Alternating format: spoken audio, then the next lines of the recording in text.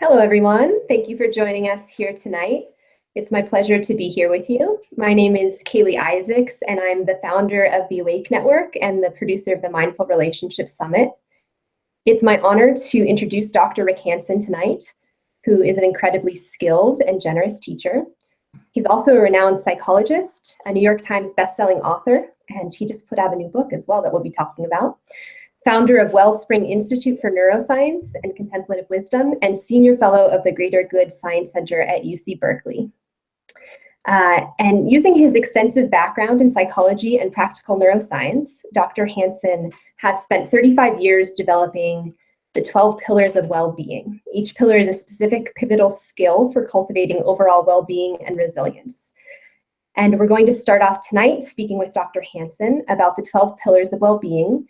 And in particular, we're going to explore some of the key points of the pillar of self-caring and the pillar of motivation. And that will be followed by asking some questions from the community watching right now. I see that folks are already putting in their questions. So please introduce yourself below in the comments. That's where we're going to be taking the questions. And feel free to ask questions as we go. We'll be taking some on a rolling basis and then also open up for a broader Q&A at the end. So there's going to be a lot of questions, and we're going to be looking for questions that are short and to the point so we can get through as many as possible tonight. So keep that in mind as you're asking. And after the Q&A, we'll also have the opportunity to hear a little bit about Rick Hanson's online course that focuses on developing the 12 pillars of well-being in our everyday lives. So now it's my honor to welcome Dr. Rick Hanson. Well, it's my honor to be here, Kaylee, and please call me Rick, and greetings to everyone watching. Thank you so much for joining us. Yeah. So I wanted to start off asking you if you could tell us just a little bit about the 12 pillars of well-being and why you created this particular approach. Yeah. Well, there's a lot of research on the one hand and a lot of personal experience on the other that what makes the most difference for people over the course of their lives in terms of how happy they are, how satisfied they are in their relationships, and the kind of contributions they make to other people, that really depends on the kind of inner resources they have. How much mindfulness, compassion, courage, resilience, determination, courage, motivation, self-caring, self-compassion, and so forth. So those are the muscles, in a sense. Those are the psychological muscles we draw upon just to be happy on any given day. And we also draw upon them, of course, to deal with adversity, including during challenging, turbulent times. So the question then becomes, from a practical standpoint, how do we get those resources into ourselves? And that means fundamentally, how do we get them into our body? Because woven into our body, particularly our nervous system and especially our brain, is the underlying physical basis for the mental resources that we draw upon for well-being and effectiveness, healing, and even awakening. So the how of getting them in involves what's called positive neuroplasticity. And I've developed a variety of methods that are very practical for turning everyday experiences in daily life into lasting resources woven into the fabric of your own nervous system. So the program basically, very systematically, uses those general methods of positive neuroplasticity with a lot of detail, including how to use them to heal old pain or to work through real wounds in the heart. We apply those general methods to growing 12 specific strengths: self-caring, mindfulness, learning, vitality, gratitude, and so forth. So for me, the end of the point of all this in a lot of ways is self-reliance, is being able to be a light unto yourself, being able to grow the good inside yourself for your own well-being and effectiveness and healing, as well as to have more inside yourself that you can offer to others. And for me, this is especially important at a time when many people feel, understandably, let down by their institutions, their government, their Congress, their president, perhaps the people that they live with or the people they grew up with. And one of the nice things to know is that no matter what's happening around you, inside your mind, there's always something you can do, to grow the good inside yourself for your own sake and that of other beings. Thank you. And I'm wondering if you could tell us a little bit about the negativity bias. I've heard you speak about that in terms of neuroplasticity, and I think that might be helpful for folks to get a bit of as well. So the negativity bias basically is a very strong scientific finding that I summarize by saying we've got a brain that's like Velcro for bad experiences, but Teflon for good ones. And that's because during the 600 million year journey of the evolution of the nervous system, our ancestors needed both to get good things, carrots, quote unquote, like food, mating opportunities, and so forth, and they needed to avoid sticks, quote unquote, like predators or aggression inside their band or between bands. Both are important, but if you don't get a carrot today, you'll have a chance at one tomorrow. If you fail to avoid that stick today, whack, no more carrots forever. So we have a brain today that's designed to do 5 things. And you can recognize this in your own experience. 1, scan for bad news, both out in the world and inside your own body and mind. 2, over-focus upon it. When the brain detects that one flashing red light in the overall dashboard that is otherwise green, it isolates down upon it. 3rd, we overreact to that flashing red light. There's a lot of research that shows that the brain reacts more intensely to negative stimuli than to positive stimuli that are equally loud or bothersome or important. And then 4th, that whole package is sucked into our nervous system.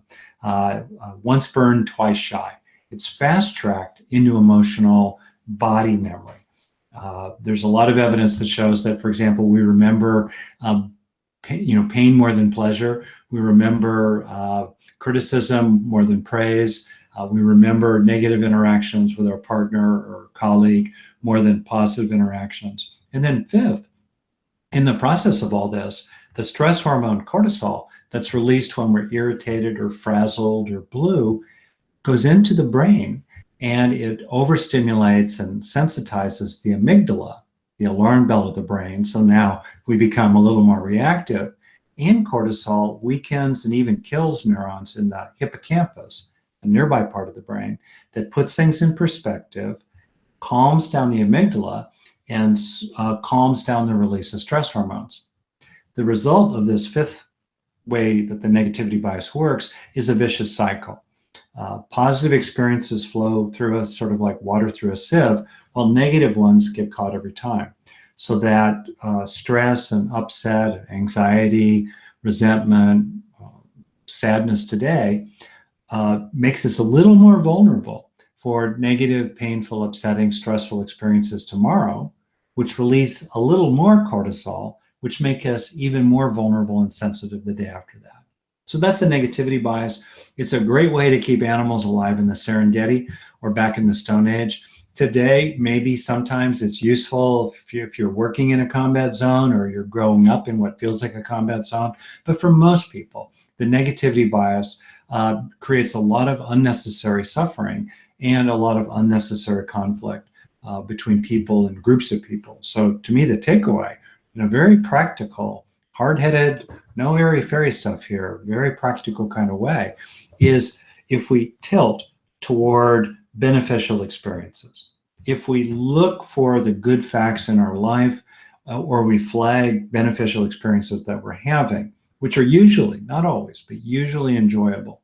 The enjoyability of an experience usually indicates its value, which is quite remarkable to really think about. If we tilt toward beneficial, useful, wisdom-inducing, healing, happy experiences, loving experiences, if we tilt toward them, we're just leveling the playing field because Mother Nature is tilted toward negativity. And so for me, there are 2 big reasons to finish here why I think the pillars of well-being are so important to develop. The first big reason is that just for their own sake, if we don't lean into the beneficial experiences we're having and stay with them and come into an intimacy in our own body with them and appreciate what's valuable about them, if we don't do that, they just wash through the brain. Second, meanwhile, negative experiences are getting sucked into us. So we really need to tilt toward the positive to compensate for the negativity bias. And in the process of that, feel the pain recognize what's problematic, but not be broken by it, not be worn down by the negative. And by tilting toward the positive, grow muscles inside, grow those inner strengths, those inner resources inside, which make us actually more able to deal with negative things out there. Thank you. I think that's such a helpful introduction. Okay, and yeah. so the Awake Network community spent some time contemplating these different pillars. We sent out a survey, and we actually voted on the ones that we felt like we most wanted to focus on in our own lives right now.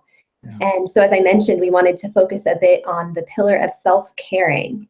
Could you tell us a little bit? I know there's a lot to it and that you have several modules in your course about it, but I was hoping we could dip our toe in the water tonight. Oh, sure. And I put it first because I think it's foundational.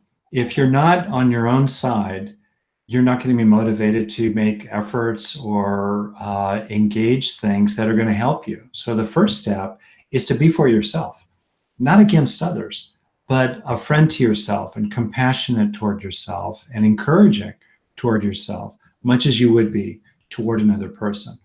And this is a way for me, in a sense, to talk about something really quite deep, which is that I'm really struck by the disconnect often between the relative affluence of most people in the developed portions of the world today.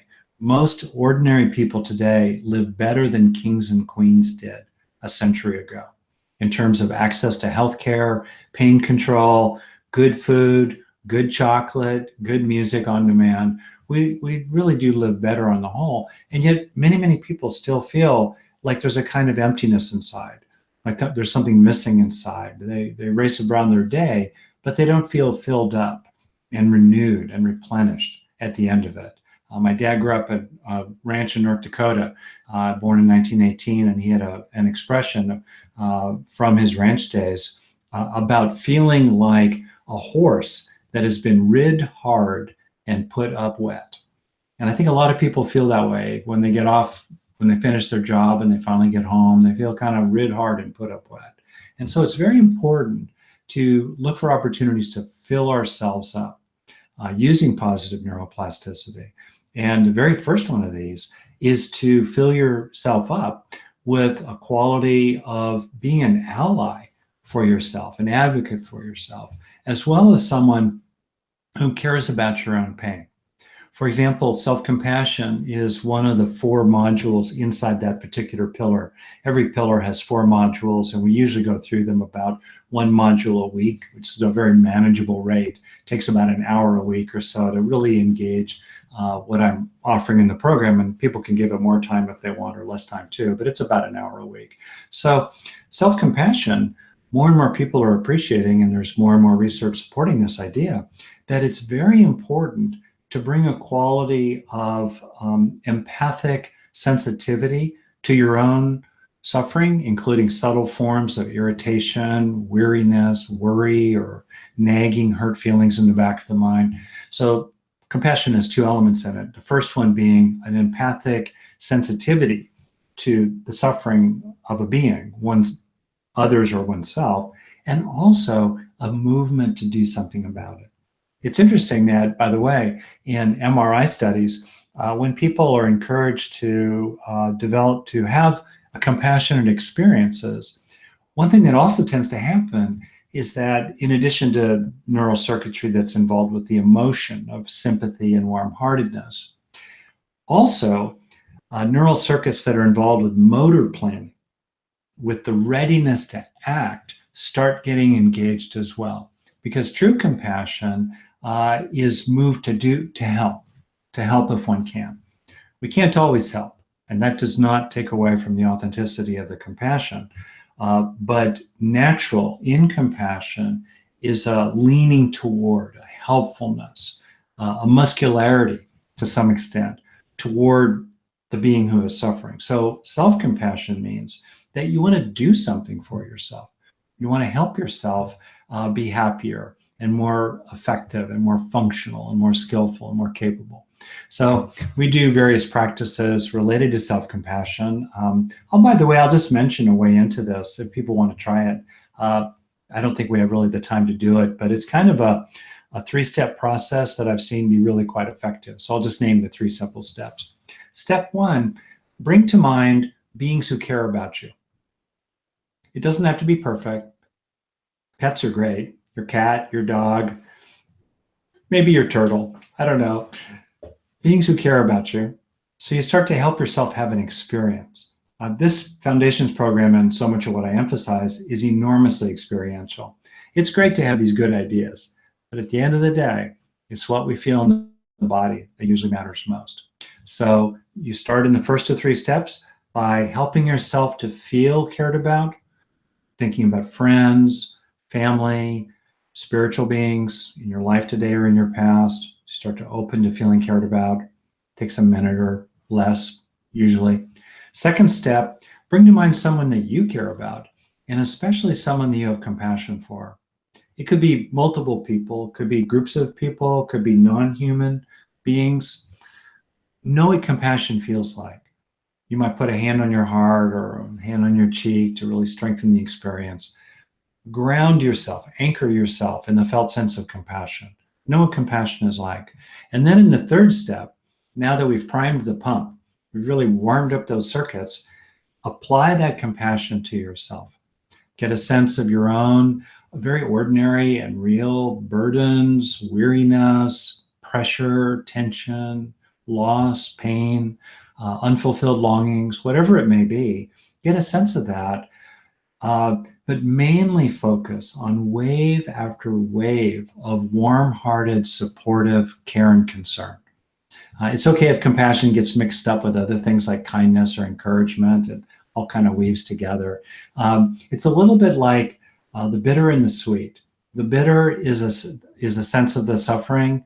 There's a place for that, but mainly keep focusing on and centered in this nurturing, supportive, caring quality radiating out toward yourself. And along the way, finishing here, take it in. Let it sink in. That's the key. Don't waste those good experiences on your brain. Get a sense of that caring and support for yourself sinking down into you, including perhaps sifting down into and touching places inside that have been really bruised and wounded, even young, even very young places inside that have been bruised and wounded. Deep down, as it were, in the crevices of your brain, it doesn't know what the source of a positive experience is. So compassion for yourself can have the same effect as compassion from other people deep down inside yourself in terms of a genuine healing. It's a beautiful practice. If folks wanted to find out more about that, or where could they look? Oh, thanks. My website, rickhanson.net, rickhanson.net, has tons of freely offered resources, and there they can see the information about the Foundations of Wellbeing program, which also goes into a lot of detail about what the program consists of. And a little sidebar, one nice thing about it is that for me, the ethics of doing business are really very important. And so someone can check out the program. We have a full money back guarantee, no questions asked, first 30 days. Check it out, see what's in it, explore it, noodle around, see if it's for you, no risk. And you can check out and even do the self-compassion meditations or guided practices that I offer, as well as check out other resources related to that. And that's just one of 4 modules in that pillar, and then there are 12 pillars. So there are really 48 modules altogether, 48 steps on your own path of well-being. So that's where people can learn more about that. Wonderful. Yeah, and I know that we're going to ask you some more questions about that in the end. So that's great. A lot of the questions that have been coming in through the survey and some of the comments are focused on, it's a busy holiday time and a lot of people are going to see their families. Yeah. And sometimes it can feel like there is a conflict between caring for yourself and caring for others. We have one comment here that I think speaks to that particularly well. Let me just pull it up. Oh, I'm not getting it, but I'm going to paraphrase. The question is basically how to work with letting go of shame and really caring for yourself while not becoming selfish and sort of ignoring other people's needs. Well, there's a lot in that question. So if I follow it right, so uh, I'm going to try to do this in a very click, click, click sort of way to cover the fullness of this question. First, I think there's a place for healthy remorse, for that feeling inside that's appropriate, that we did something wrong and we don't ever want to do it again. So, and in fact, also as research shows, if we kind of review what happened and we clarify for ourselves in our own inner sanctuary, our own inner temple, if we clarify for ourselves what truly deserves shame or remorse or guilt, what that does is it really helps us let go of everything else, including, and this is extremely important, distinguishing between what truly calls for remorse or shame and what is simply a matter of being more skillful next time. Putting in correction, okay, I could have done that more skillfully, but I don't need to feel ashamed of myself about that. I'm human. I didn't know that thing, or I can see now in retrospect, it would have been wiser if I did X instead of Y. Okay, fine. I'm going to implement the correction. But that's really different from feeling remorse. So first step would be just do a review of this sense of shame or guilt or remorse and sort out what's deserved and legitimate and what's not. In terms of what's deserved and legitimate, get the lesson, take responsibility, implement the correction, move on. One. Two, a lot of what people are talking about when they say shame are feelings of low self-worth. And so now I want to talk about that. And not feeling like a good person, maybe feeling defective or unwanted. I grew up with many of those kinds of feelings. That's been a real journey for me to come through them. So I have a lot of feeling for that material. And so with regard to feeling like a good person and feeling confident, feeling that you can be secure with other people and that you deserve good treatment from them, that is a very important inner resource, inner strength to grow. And it's very important to look for ways to fill that particular hole in your heart. And there are two basic ways into that. The first is through other people. When you're having experiences today of 5 aspects of being cared about, so I'll name them very rapidly. And I like this because they're all opportunities. They increase in intensity, but man, one thing I really learned is to be practical and resourceful and to always look for something you actually can do. So these days, anytime you are included, seen, appreciated, liked, or loved, and you know it's true, help yourself feel it. And then as you're feeling it, use the methods of positive neuroplasticity for a breath or 2 or more to stay with the experience and help it sink in. Any single time you do that probably won't feel particularly radical, but at the end of the day, if you've done that 4 or 5 times a day, you're going to feel a little different, if not a lot of different at the end of the day. Do that every day, a few times a day for a week or a month, you're definitely going to feel different. So that's a very important way to internalize experiences of worth, of being of value to others. The other major way to do it is when you see good things in yourself. So these do not require other people, which is useful because other people don't always deliver the goods. But at least for ourselves, based on self-caring, we can deliver the goods for ourselves. So look for those opportunities over the course of a day that are real. No rose-colored glasses, no flattery of yourself, just factually. Like, oh, that was hard and I stuck with it. Oh, rather than just flame on that person, I took a breath, rose to the occasion, and lived according to my own code. All right. Oh, I saw a talent, a capability, a wholesome virtue inside myself. Oh, or maybe deep down, I just recognized that spark, that light inside everyone. Maybe covered over, but always present inside everyone. Maybe you recognize that in yourself and you have a feeling of that. Deep down, that's who I really am. When you're having experiences like that, again, give it a breath or 2 or 3. Feel it in your body and be aware of what's rewarding or meaningful or important about it, all of which will help convert that passing experience into a lasting inner resource, in this case, feeling of worth. So let's say now a person has done those things, all right? They've tracked healthy remorse from unhealthy shame. They've developed and grown and done the best they can with feelings of worth inside themselves. Then with other people, I think there are multiple things that are really important here, and I'll be quick about it. One is to be aware of the old saying, fences make for good neighbors. In other words, being able to differentiate yourself from others, to have healthy boundaries, is very important in terms of being able to be intimate. Because if you can't establish healthy boundaries, you get flooded by people, or you have to be very careful and you're not able to enter the deep waters of profound intimacy with other people. So to be able to really enter into relatedness with others, it's critically important to sustain a sense of being in your own space. There are a variety of ways to do that. I'll give you some quick suggestions. One is to really tune into your own body. Often we get flooded with a sense of the intensity of others. Just shift your attention, bring it back to the breath. This is where mindfulness training and the other skills you teach through the Awake Network and your other work are really important. Tune into your body. That will just naturally dial down the volume, as it were, of other people, and their energy and their words and their tone and their everything coming at you, and dial up what's happening inside you. That'll increase your sense of autonomy naturally. Another thing you can do is get a sense of allies who are with you. Bring up a feeling of your friend, your therapist, your spiritual teacher, your buddies, people who are with you as you deal with this other person.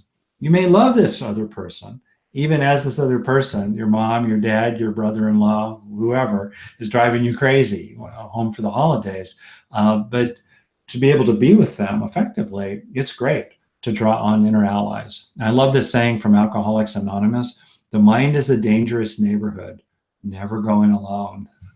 So we all need allies. We need community with us. So that's the second thing you can do.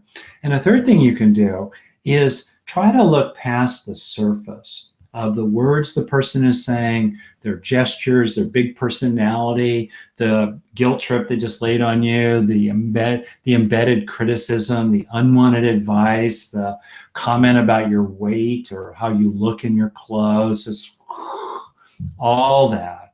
And try to look past it and you might have to look way past it, to the being behind the eyes, way back there, who is suffering, has needs that are unmet, is worried about dying, is not terribly happy probably, is rattled, is discombobulated, their feet are killing them, their back hurts, they're worried about their grandchildren, something.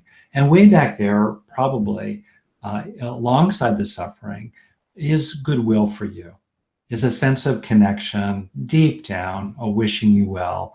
If you suddenly drop to the floor, they would rush you to the hospital. They wouldn't just stare at you idly.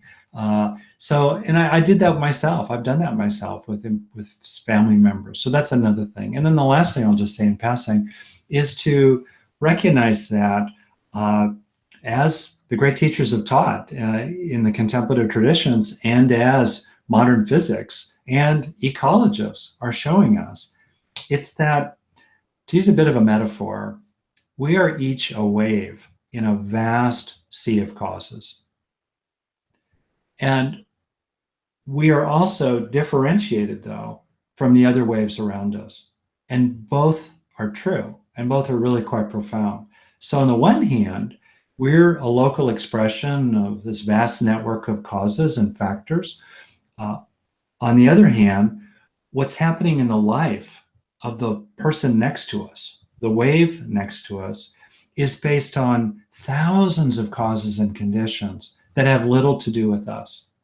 So we can help some, and we have to establish for ourselves what I call unilateral virtue, where we establish for ourselves our own code, no matter what they do, so that internally we know that we've lived up to our code. So we do what we consider honorable and appropriate. Offer compassion, regulate ourselves, turn the other cheek as appropriate, forgive as appropriate, stay out of contentious wrangles, stay out of quarrels. The Buddha had a line, says, there are those who believe they will never die. Those who do know that one day they shall die, settle their quarrels. And as we get older, I think that becomes increasingly important. So that part. But on the other hand, realize that, I can only do this much for you, and the rest of it is on you. And meanwhile, I need to take care of myself, because the more power we have over someone, the greater the duty we have to them. The being you have the most power over is your future self. A minute from now, an hour from now, a year from now. And that's the one that you can affect the most and help the most. So it's important for me to be really clear, like, I'm going to live by my code for you. And I'm going to think about what I owe you and what I want to do for you and what I move to do for you. And then when I've done that, meanwhile, I'm going to take care of me. And that's important, because if I don't take care of me, I run out of gas and I'm not able to take care of you. Such a delightfully thorough response. I'm going to have to watch that a few times over to get all of the all of the details out of it. And for folks watching too, we'll make sure that you get a copy, so that that's something you might want to do. There's a lot packed into this. You might want to watch again, take some notes.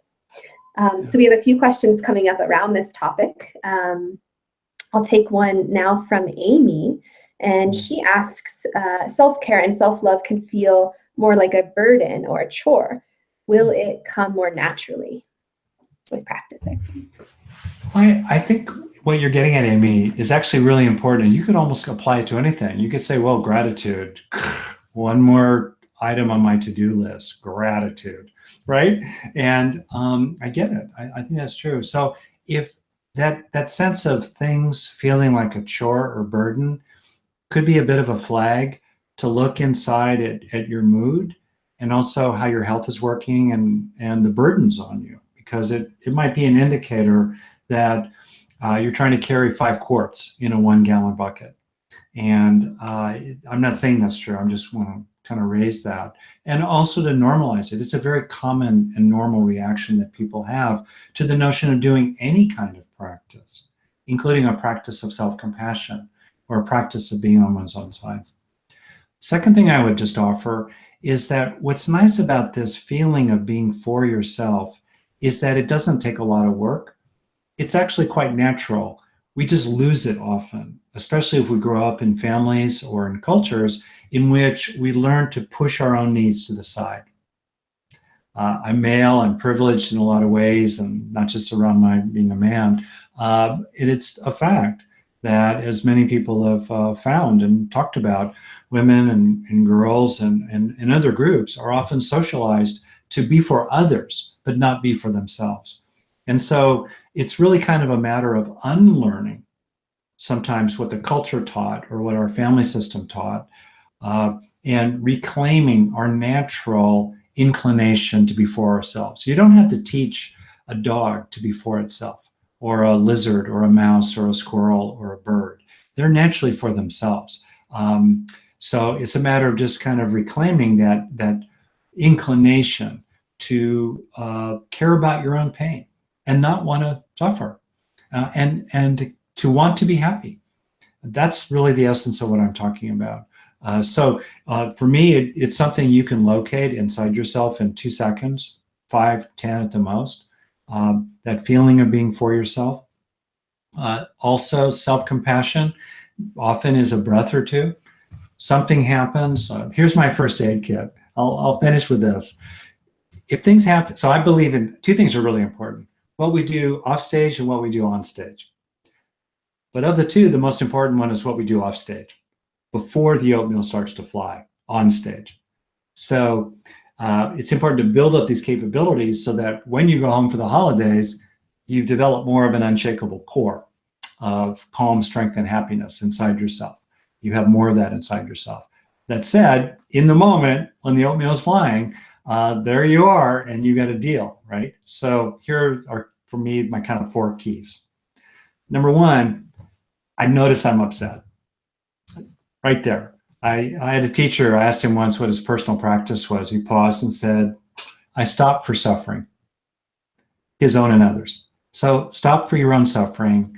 Notice that you're getting upset. That alone is half the journey. where you're stepping back a little bit from the reactions and you're recognizing, holy moly, what's arising. First one. Second, find that kind of muscular, primal, it can almost feel feral sometimes, deep, wild in your animal nature, or this core being of a kind of willfulness to do something about what's happening. That's where you get on your own side. It's like you're for yourself. You're a friend to yourself. You're not indifferent. You don't dismiss your own pain as others may have dismissed it, especially when growing up. That takes a second or two or three. Then for me, there's a sense of, oh, this hurts. Ow. Self-compassion. I wish it didn't hurt. It does hurt. I recognize that it hurts. I accept that it hurts. I'm not trying to suppress that it hurts. And, oh, yuck. Ow. Just like we would for somebody else. It's very, and again, that is a second or two or three. And then I make a plan. What am I going to do? My plan might be watch and observe and don't pour gasoline on the fire for the next 60 seconds while I quickly start spinning my gears to figure out what in the world to do about this. But I start to move into making a plan. What am I going to do? What's my response going to be? At least the next step. And then on the basis of that, I can make a plan for after that. So the quick summary is mindfulness of your own reactions. Notice that you're getting stressed or rattled, something's happened.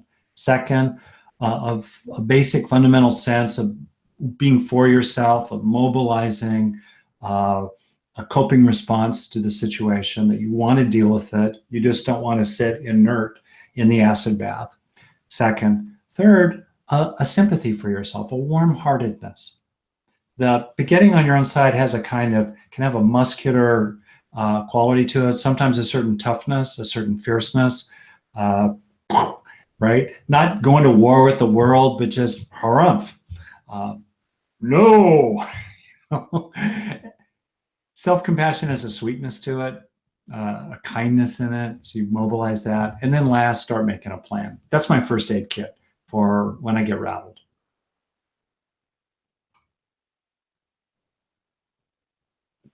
And so if that's something that you might not be used to doing, it could feel a little bit unfamiliar and difficult at first. Is that something that as you gain familiarity with, you think could become easier?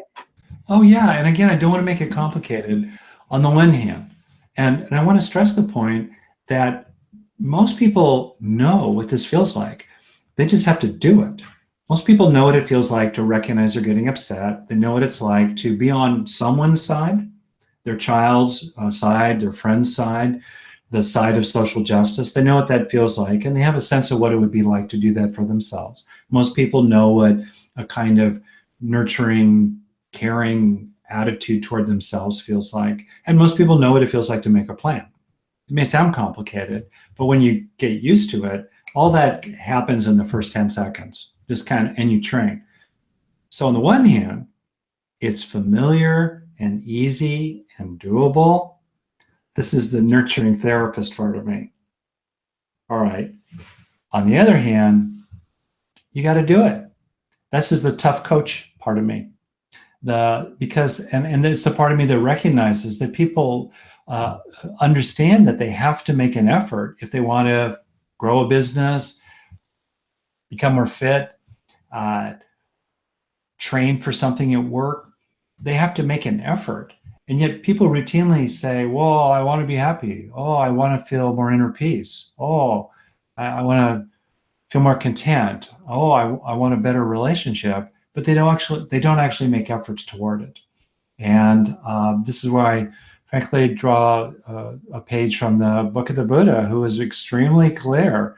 Both things are true. There's a kind of radiant true nature that's always already present. We know what it is in some deep part of ourselves. And it's also important to make efforts over time that produce changes, produce benefits over time. So I think as a longtime psychologist and practitioner, I've gotten both sweeter and tougher along the way. Awesome. Well, if we could maybe talk a little bit about the pillar of motivation, I think that would be great. Could you tell us a little bit about the pillar of motivation?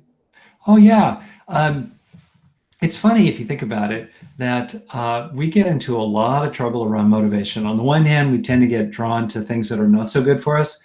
On the other hand, it's hard to mobilize or motivate ourselves to do things that are good for us. Classically for me, I like carbohydrates, sweets, chips, stuff like that. I'm probably not alone. On the other hand, exercising, just getting on my treadmill and grinding away is not my favorite thing. So how do we work with that? And it's great to know something about how the brain operates here because, and so I'm going to name two important ideas and then see what you want to talk about and maybe see what other people want to talk about too. So important idea number one is that liking is different from wanting. And the valence goes both ways. Disliking is different from wanting not. So literally in your brain, there are different nodes deep in the subcortex that manage liking, a sense of preferring something, a sense of it being pleasant. I'll just talk about the positive valence here, not the negative valence, but it's the same principle. So one little node deep in your brain is very involved centrally in the experience of liking something. And then another different node is very involved in the sense of wanting it. And we've probably all had the experience of enjoying a food, maybe the third serving of a dessert, but we're stuffed and we don't want any more. Also, probably we've had the experience of wanting something we did not like, or we just were neutral about, but we were driven toward it. Think about people pulling a slot machine lever again and again. This is the basis for the saying, liking without wanting is heaven. Wanting without liking is hell. So learning how to differentiate the two is really important because then more and more we can enjoy what's pleasurable and beneficial, and we can let the pleasures of life wash through us without tipping into craving about them or drivenness or addiction or attachment to them. And in the Foundations of Wellbeing program, I teach a lot of very practical skills you can draw upon to be able to do that. And one thing I would just say right now that people can use tonight, starting now, is to be aware of the movement from liking what's pleasant to wanting it. And in between liking and wanting is a kind of inner shock absorber. And as you become more and more aware of that space, that inner shock absorber, you can help yourself disengage from wanting and come back to simply liking. And interestingly, as you like more things, as you have more enjoyable experiences, and critically important, second point, you take them into yourself. As you fill yourself up repeatedly with the internalization of pleasurable experiences, enjoyable experiences of so many different kinds, you fill yourself up. So more and more then you start to meet the next moment with a sense of enoughness already. You're already contented. It'd be nice to have one more sweater. It'd be nice to have one more cookie. It'd be nice to have one more person like you. Nice. But you feel already full as you meet the next moment, which is a major way to reduce the underlying neurobiological factors behind craving, very, very broadly defined. So that's something that people can do and both track the movement into wanting from merely liking and come back to liking. And second, as you enjoy experiences that you like, really take them into yourself.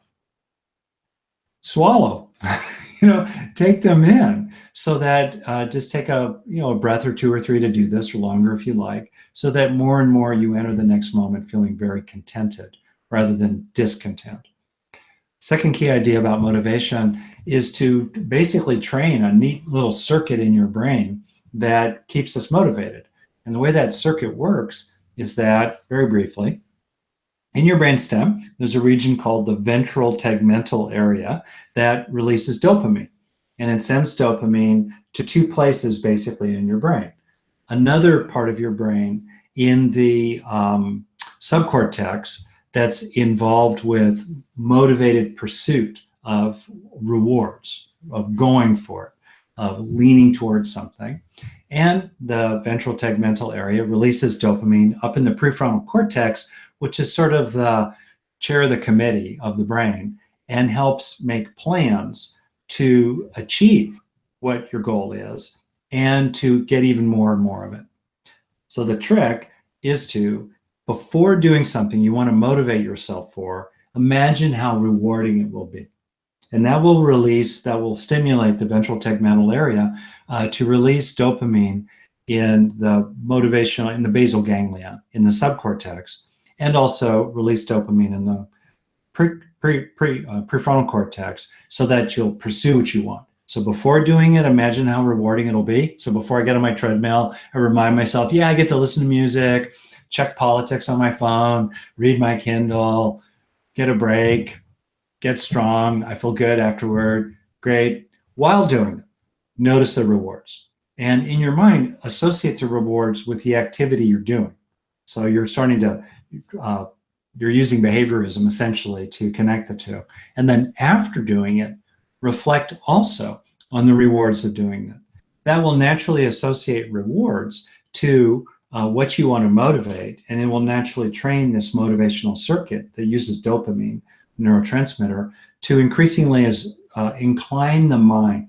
So instead of having to force yourself to scratch and claw up toward the summit of what you're motivated for, more and more it'll feel like you're just rolling downhill. And it's like there's a wind at your back or a current at your back that's drawing you toward what you want to motivate. Thank you. I'm wondering for the liking versus wanting, if you might have a specific example. I have one that's forming in my head, but I'm wondering if you might have an example of that for us. Oh, sure. I think food is a really easy one, where to really savor the pleasure of it and to let it be enough that this cookie tastes wonderful, and be able to observe that liking this cookie is very different from wanting a second cookie. That's an example of tracking the difference. And the other thing I was saying is that when you are eating the cookie, really enjoy it.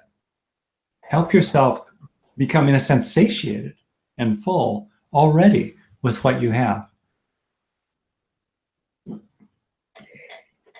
Yeah, and then on maybe a larger scale for people that might be thinking about maybe they have an aspiration, or they're wanting to build motivation or momentum towards reaching a certain goal.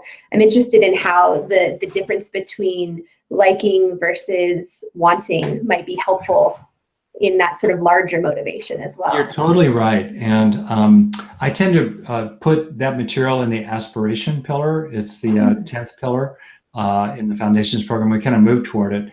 And I think of that in terms of aspiration without attachment. And so that's kind of what you're talking about. Yeah, I think that's where basically we let ourselves have healthy passion. We really go for it. We really go for it, while at the same time helping ourselves experience that we'll still be fundamentally okay if it doesn't happen. And there, I think one thing that it's useful for people is a skill. When we get attached to a result, it's like the field of attention, an example of the negativity bias, narrows to that particular thing. I want it, I gotta have it, it's gotta happen. This person has to tell me they love me. I gotta get hired for this job. My book has to get a 5-star rating on Amazon. Something, I have to have it. We tend to lock onto that thing. It's really important. Open out, widen out. In your brain that does really good things, that involves parts of your brain that help us be mindful and less self-centered. See the bigger picture. This thing that I want is a small part of my life. It'd be nice to have it. I'm going to go for it with healthy passion. I'm going to be determined for it. But it's just part of a vast whole. Remember that bit about being a wave in an ocean of causes.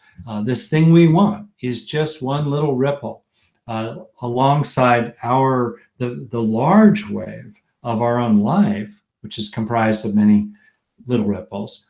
And then the large wave of our own life is just one large wave amidst many, many large waves of other people. and larger collections of causes in the whole wide world, let alone the whole universe. So that wider view is very important and really helpful, and it can help us not be so attached.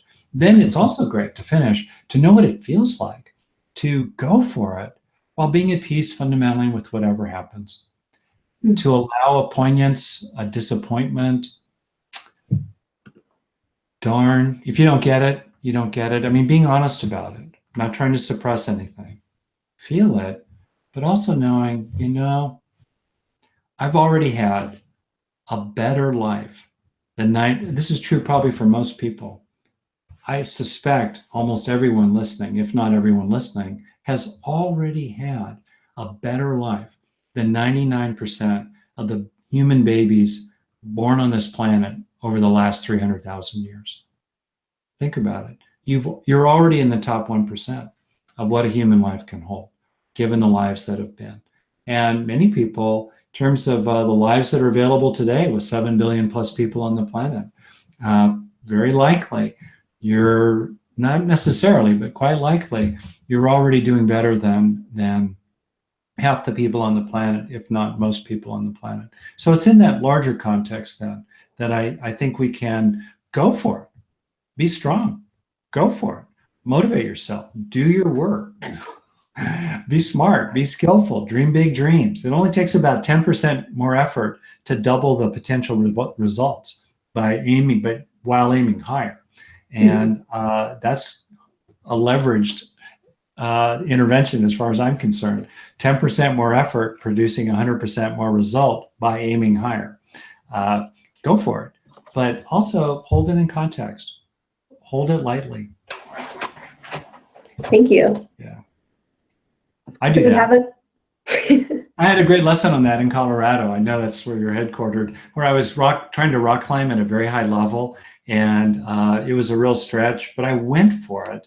And I was not attached to the result, partly because it was such a stretch for me. And I did indeed climb at that level, barely, but authentically at that level, my last day in El Dorado Canyon. And that for me has always been such a great example of aspiration. Go for it without attachment to the results. So we have a couple questions here. We're almost to the end of our time. Yeah, I'll be quick on. So how do we distinguish between truly positive experiences and experiences that feel good but are ultimately harmful, like Netflix marathons? They didn't add that part. That was mine. So that's your third cookie. I got it. Well, I think it's a great question. It's very fundamental. And I think of the saying that wisdom is choosing a greater happiness over a lesser one.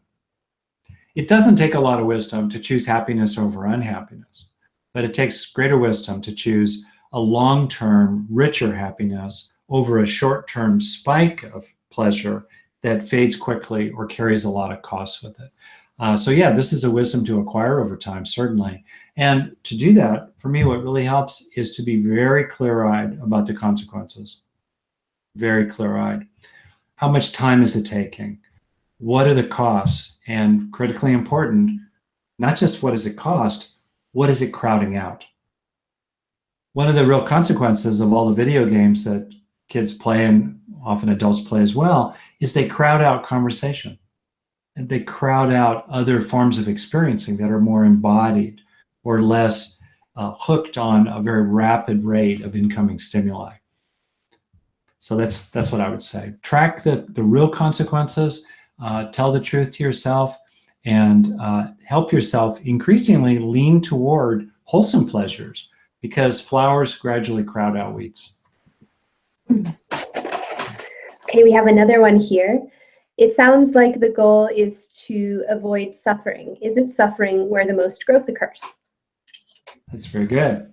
So the goal is not to avoid suffering, but certainly my goal for myself and in my work with others is to reduce suffering, and not merely to reduce the amount of time that we spend underwater reducing suffering, but to grow happiness, love, wisdom, and inner peace. So certainly those are aims. And I think that they are appropriate aims. They are aims that have been taught by the great teachers.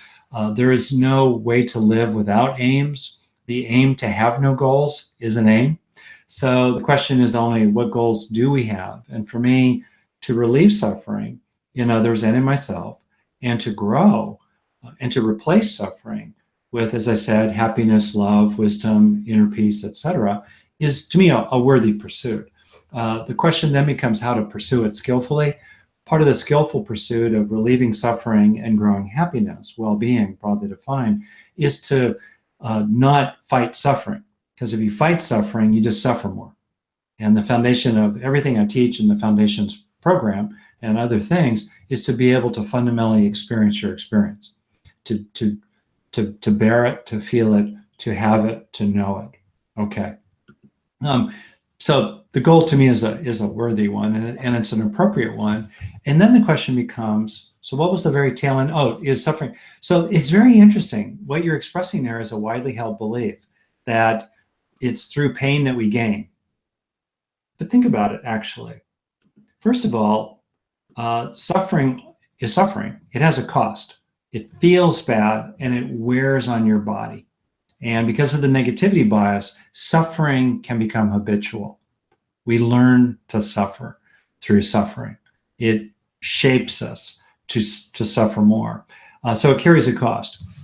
First point, we grow inner strengths. We grow the wholesome inside ourselves, including resources for dealing with our own pain and healing from our pain. We grow those resources through experiences of them. We develop more trait gratitude through experiencing state gratitude. In other words, if you want to be more grateful, have more experiences of gratitude. If you want to be more determined, have more experiences of determination. Same with mindfulness, happiness, and love altogether. So we grow those resources through experiences of them. And most of those experiences involve no suffering. They don't involve suffering at all. So the primary pathway, and I say this as a psychologist and a longtime contemplative teacher, the primary pathway for growing the good in ourselves and helping others grow the good inside themselves, the primary pathway is through enjoyable experiences that contain no suffering. Wow. Second, it is true that certain kinds of suffering, certain kinds of inner resources are grown only through suffering. Healthy remorse, surviving a really terrible situation, you learn things about yourself. I've definitely had that kind of learning. There's a place for that. But most pain has no gain. If pain is so wonderful, if suffering is so valuable, you want more of mine? You want more of Kaylee's? No, we recognize that most suffering is just suffering. It's just suffering. There's no value in it. There's no lesson learned. There's no greater acquisition in it. It's just suffering. And if there is learning in the suffering, what has to be happening in addition to suffering? For suffering to have any lasting value, for there to be any gain from it, any learning from it, there must also be other resources present in the mind. Otherwise, we're just overwhelmed by it. It's just the worst day of our life.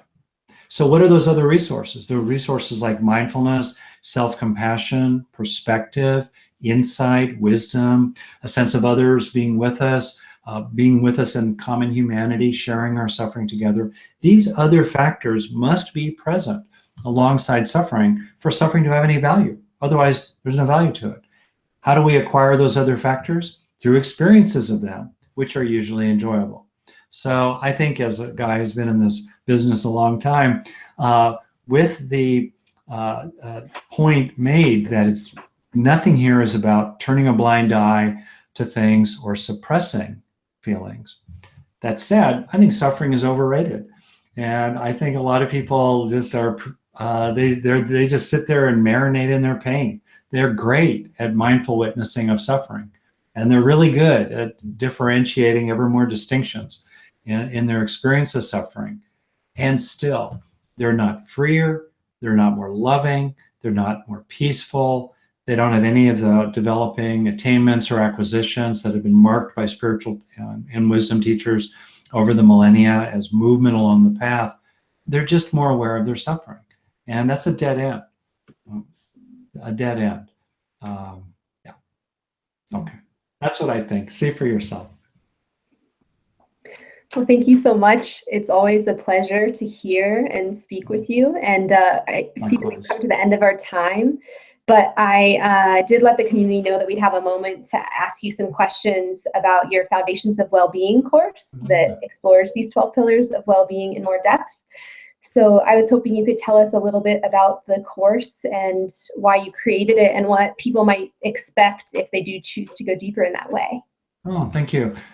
For me, it's an offering. I wanted to offer a really good summary of what I've learned as a psychologist and someone who's had a lot of pain and suffering himself and has worked through it in a lot of ways. And as someone who has a long time background in contemplative practice and someone who has a lot of practical knowledge of how the hardware operates in terms of your nervous system and brain. So I wanted to pull it together in a very well-organized package. It's very summary, and really offer to people skillful means, ideas, methods, and especially experiential practices.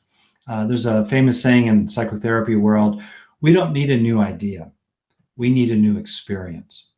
So this program is deeply experiential, it's very experiential, and that's what really changes us over time in lasting ways. So that's kind of the overview. Specifically, each one of the 12 pillars has 4 themes or modules, as I've said. Each one of those modules has a talk from me, a PowerPoint slide set, as well as a guided experiential practice. We make it really, really user-friendly for people. You can track your progress along the way. You can download everything and keep it forever. Once you enroll in the program, you're in it for life. You have access to the tools indefinitely. We tend to have people go through it a year at a time and kind of as a group. So there's a sense of community in the program as well, with bulletin boards and chat rooms and opportunities for interacting with others. But once you're in, you've got it forever. In addition to the talk from me and the guided practice and the slide sets, we have a guest teacher for every month, as well as a bunch of bonus teachers. So for example, Tara Brock, Dan Siegel, Jack Cornfield, Barbara Fredrickson on positive emotion, Jim Doty on generosity and service, other really well-known top-tier world-class academics and teachers are in this program as well. And for each one of the pillars, we have 2 experiential creative activities for those who learn more in artistic ways, learn by doing. So it's just, nobody has ever complained that there's not enough in the program. The complaint I get is, oh my goodness, there's so many wonderful things here, I don't know kind of what to do. And my advice is just give it an hour a week and follow your bliss, follow what's meaningful to you. And also dive in. You don't have to follow the path exactly. If there's one of the 12 pillars that really speaks to you, because that's where the hot button is for you these days, that's the one you can jump into. So that's basically how it works. Over 12,000 people have done it so far. Pretty amazing. And we feel really good about it. We did research on it as well, and we found that when people did a very gold standard battery of psychological measures before and after they did the program, we got big, statistically significant results in every measure we did. Greater mindfulness, greater self-compassion, greater gratitude, greater satisfaction with life, greater feelings of connection with others, greater sense of being able to be strong and determined. So that's great. I just love it. I'm so glad to be able to offer this rich, rich basket of resources that people can access any which way they want, anytime they want, and they can download it and keep it and use any part of it any way they want with themselves and others. Mm-hmm. Yeah, thank you for sharing that with us.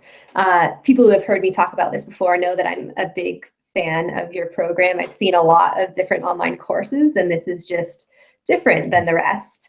I think it's really well structured what you've done with over the period of 12 months, doing 1 pillar each month so you can really focus in. You can complete the course in about an hour a week. So it's a way to really create continuity and momentum. And let's see, one other thing I wanted to mention to folks, which I think is a great aspect of it, is that they can also join in quarterly on live calls like this with you. So there's That's also right. that aspect of connection with you in the community. And so we're actually going to offer a special gift today from the Awake Network and Shambhala Mountain Center. I don't think I told you this yet, but for anyone that purchases the course by this Friday, we're going to offer a free gift, and you can choose one or the other. So from the Awake Network, we're offering the full Mindful Relationship package. That's from the Mindful Relationship Summit, and so it includes the full resource package with over 20 sessions with some really incredible teachers and a lot of other resources for bringing mindfulness into your relationships.